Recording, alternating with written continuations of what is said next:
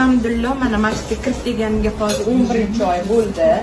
Behisob shukr mana mastelkani orqasidan men yugurib yuribman. Mastelka menga yordam berdi yugurib yurishimga alhamdulillah. Bu stelkamiz zolotistый, ya'ni oltin rang bo'ladi bu. Tilla rang, tilla stelka, oltin stelka deymiz. Mana bularniki yangi bir oyda oshdi bularga kirib kelganlarga. Mana qoldi bu ham. Farqini ko'ryapsizmi? Kim bo'lgansa Ha, aytib berishadi. Mana bu oltin patagimizda 3 oyda mana pochkamni davoladi, qoraydi bu yerda.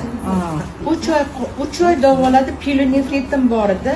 Kechasi peshobga chiqmasdim, kechasi peshobga chiqib 3 oy. 2 mahal chiqaman yana. Keyin betga kelib aytsam, sizni pielonefritingiz davolashyapti, mana qorayibdi dedilar. Keyin mana 7-oyga o'tgandan keyin yam-yashil bo'lib qoldi, oshqozon ichi jigarimni davolayapti hozir.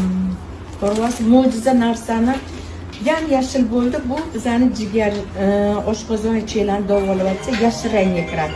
Pochkangiz davolayotganda qorayadi. Yuragingizda muammo bo'lsa qizaradi. O'pkada muammo bo'lsa oqaradi.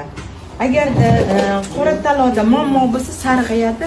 O'zi diagnoz qo'yib, o'zi davolovchi mahsulot. Begiz og'rimayaptimi? Keling bir pas taqib mana shuni oyoq ustiga qo'yib qo'yamiz. Necha razmer kiyasiz? Grizalarga ham. Mana mana shu 38. Ha, shu grizingiz bo'lsa, Fatimichga aytmoqchi. Mana shunday qo'ying. Tovoningizda tursin, tovonda turishi kerak. Ha, tovon, bizning tovonimizning tagida organ nuqtalarimiz bor.